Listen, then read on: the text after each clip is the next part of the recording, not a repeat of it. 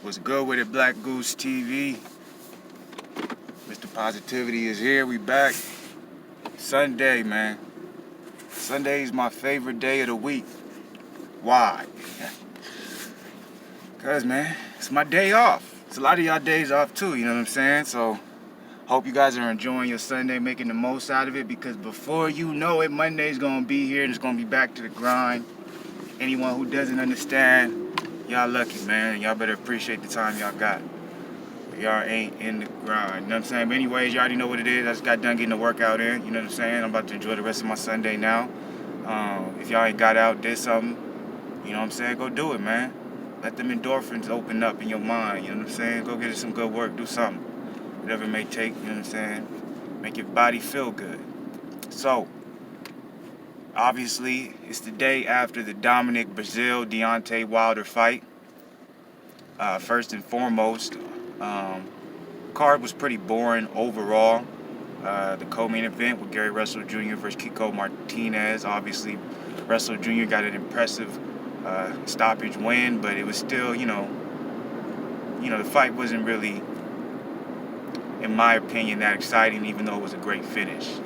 Obviously, the Deontay Wilder KO of Dominic Brazil, ended up making that card, pretty great. And what I mean by great is it blew a lot of people's expectations out the water. Everyone assumed Deontay Wilder was going to wash Brazil, but no one assumed it would happen in that way. Even though Wilder's done it over and over again, where he showed he has tremendous power, he can knock out anybody, he just looked a whole different beast. Like, man, that Sterving knockout that he had that basically made, basically ruined Sterving's career. I didn't think it could get any worse than that.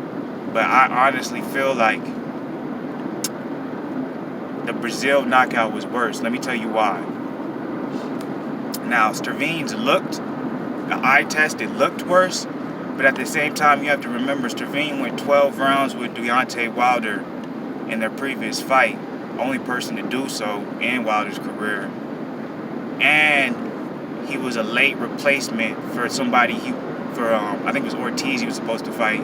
So he was a late replacement, so he wasn't, in full fighting shape.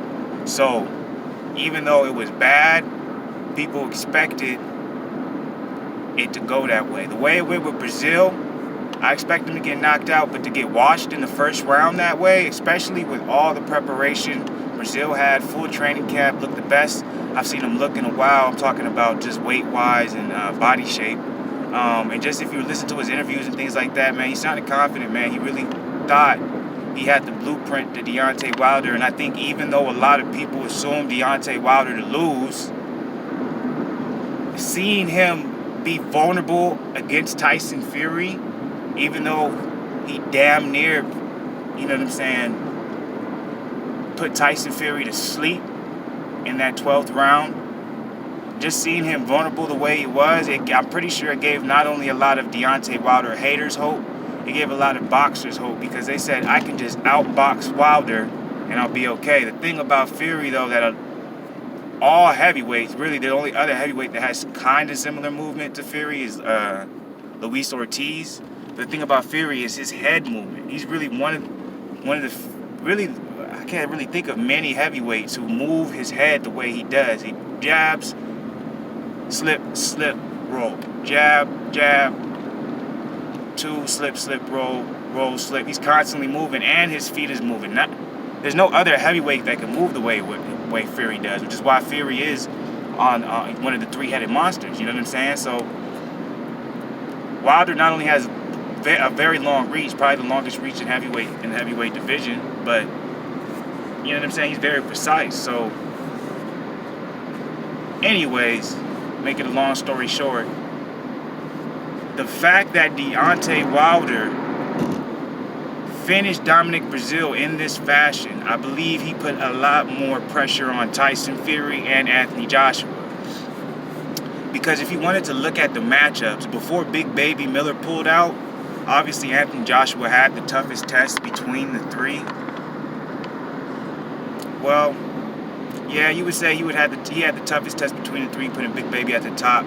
And then I would probably say the next toughest test would have to be Deontay Wilder just because of Brazil's resume, and then it would be Dillian White fighting Rivas.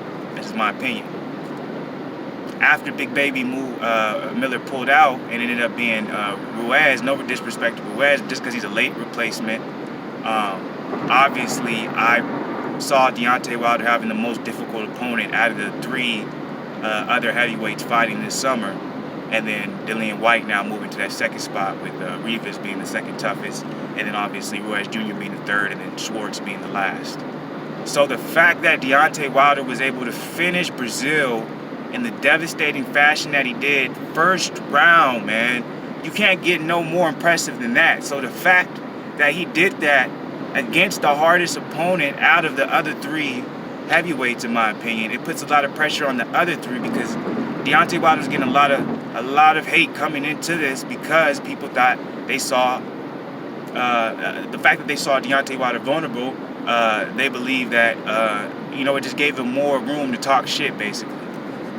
Now that he did what he did, not only is there more pressure on Anthony Joshua to finish Ruiz in impressive fashion, especially Joshua since this is a late replacement, but Fury as well, especially. And Fury released a statement today saying he still believes he's the #1 opponent. Well, let me tell you something, Fury. You're fighting a guy that out of the other 3 heavyweights who fought, we don't know who he is. I know who Rivas is, man. I know who Ruiz is. I know who Big Baby Miller was. I know who Brazil is. I don't know who Tom Schwartz is, bro. So if Fury doesn't go in there and literally make, if not as close a statement as Wilder, meaning he doesn't have to knock him out, but he has to be dancing, moving, looking like Muhammad Ali in that bad boy, because if he does it, man, Wilder will have the upper hand. And what I mean the upper hand is the power will swing back into his position. You know what I'm saying? Because even though Fury went over to ESPN, obviously he did that probably to have more promotional power and more mainstream media power if they come into trying to get that rematch, as far as deals with the contract, requesting more money, things like that. But Wilder is his own, like, he's not signed specifically to one promoter like Fury did with ESPN.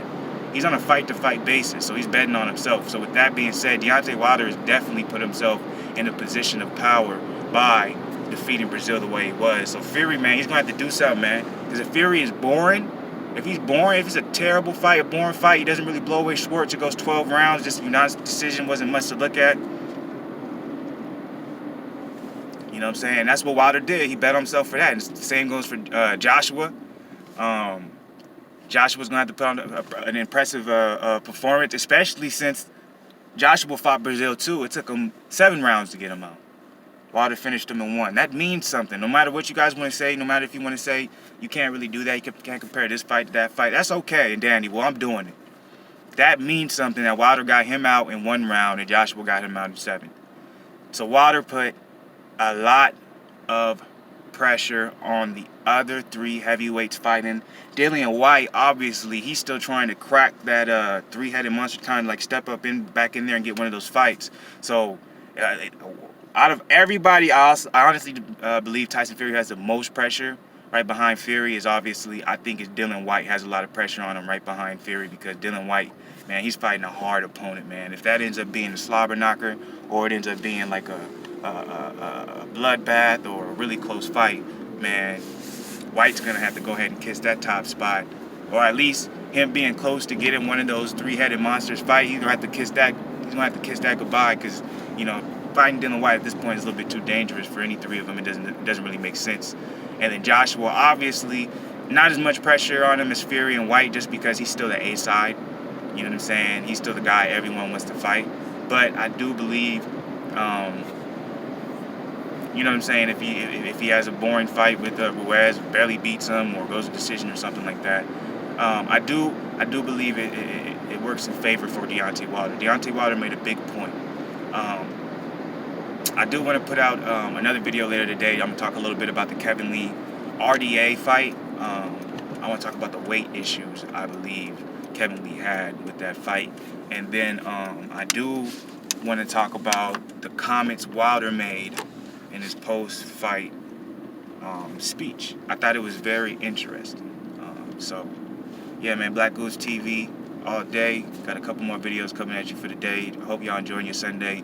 Enjoy it, man. Enjoy it, man. Get away from that internet. You know, go outside. Enjoy, you know, get some work in. And, you know, just if you got some family, enjoy with your family. Just want to be by yourself, man. But cut your phone off, man. Don't be obsessed with them social medias, man. Just, you know what I'm saying, watch something good, enjoy your day. Have the windows open, let that bright, sunny sky, you know what I'm saying, shine in your crib, and, you know, enjoy your days off. You feel me? BlakGooseTV out. Mr. Positivity always.